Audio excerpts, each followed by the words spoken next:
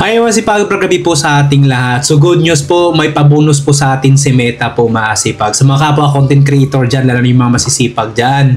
So good news po ito mga kasipag. Bakit? So nakita nyo po dyan masipag, di ba? 20% pabonus po ni Meta. So nakalagay dyan, get a 20% bonus as a thank you. Sana all Meta may pabonus. Nakaka-appreciate sa atin mga kasipag si Meta.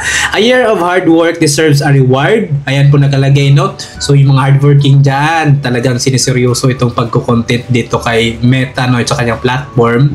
So may pa-reward pa si Meta. Sana all naka-appreciate talaga si Meta sa atin. Enjoy a bonus worth 20% of your 2025 December content monetization earnings up to $300. Mga kasipag, up to $300, no? Di ko alam kung maximum na ba to.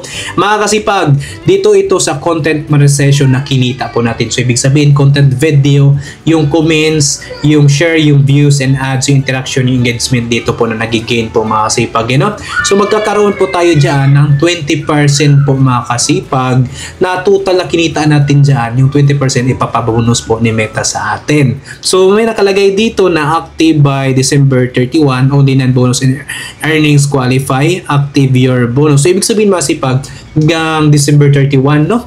So active your bonus, hindi daw to ito ma-click. Masipag okay lang po yan hanggang December 31 naman po. At sa mga nagtatanong second dito, Kuya Chris, yung pabonus ba na 20% ni Facebook, yan ba yung maitutotal mula dun sa January hanggang ngayong sa katapusan na magtapos itong taon? So para itong 13-month pin na ginawa nila sa empleyado sa kumpanya mga kasipag, yun yung pabonus na 13-month na mula ng performance ng January papunta sa December mga kasipag. So wala pa pong finalized na announcement o update si Facebook sa ganitong kanyang notification no, na pabonus niya. So antay po tayo sa finalized niya, update niya po mga kasipag, you know, kung ano ba talaga itong 20% niya na pabonus, kung saan siya kukuha o saan siya naka-base nito po masipag. Kung ito ba dito lang sa December, kasi nakalagay dito baka sakaling sa December lang na kinita natin, December 1 to 31 yung kinita natin dyan sa content monetization tools, kung magkano yung total niyan, din yung 20% niyan, yan po yung ma-i-bonus niya sa atin. So para sa akin parang ganun kasi kung mula doon sa January papunta doon sa December katapusan bago magtapos itong taon, so possible na malalaki yan si Facebook pag ganun, kasi maraming mga content creator na mga sikat at kilala at kumita ng milyon-milyon. So kung yun yung nabibase niya na isang taon, no? So talaga malalaki yan siya, baka makapagbigay na naman siya ng 7 digits po mga kasipag, bonus lang yan.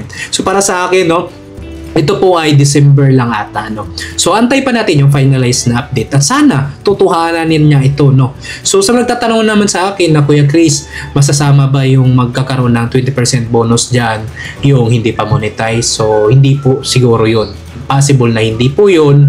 At syempre masipag sa mga monetize naman daw pero hindi nakapag-payout, hindi daw na mimit yung criteria, yung threshold dollar. So parang hindi rin po yun masipag. Kasi si Facebook nakabase sa kikitain natin mapipayout sa content monetization sa isang buwan. Di ko lang, sa isang buwan yung napipayout natin.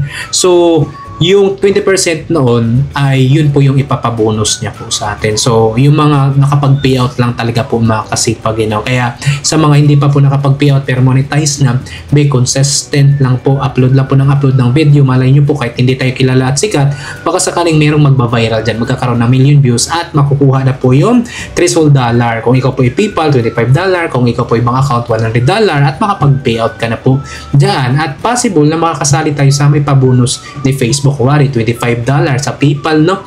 So, yan po ay 2,000 ba yan? So, mayroong 4% mahigit na pa-bonus niyan kasi 20%, no? So, ayan.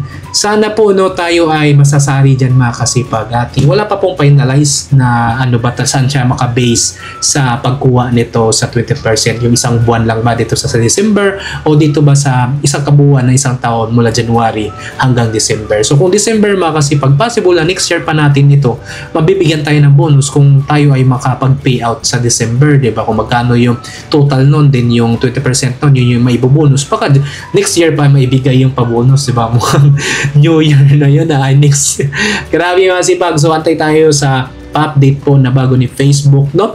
So sa kanyang pa-bonus niya po masipag, sa kanyang finalize na pa-update ng pa-bonus po, update po tayo. So ako po si Chris TV, ang advice ko lang po sa atin mga kapwa nating content creator, be consistent, masipag din comply po tayo sa content session policy po ni Facebook o sa kanyang community standard, para pag hindi pa tayo monetize, ma-monetize po tayo dito, at kung tayo ay monetize, manatili po itong kikita mga kasipag, para hindi po tayo ma-demonetize pag once na lalabag po tayo sa policy po ni Facebook po mga kasipag. So para dumami po ang views po natin, consistent lang, then be creative, make sure natin ang ating mga content video ito po may kabuluhan, nakapagbigay value sa ating mga kapwa nating content creator o viewers po mga kasipag. Naman silang mabibenefit, sila po yung na-stress relief, natutuwa, nasasaya, o sila po yung meron natutunan, nakapag-educate yung mga video mo po mga kasipag, parang tutorial din, no? So ganun po data yung mga content video po mga kasipag, dapat po meron nakapag-motivasyon o nakapag-inspire ka rin po mga kasipag.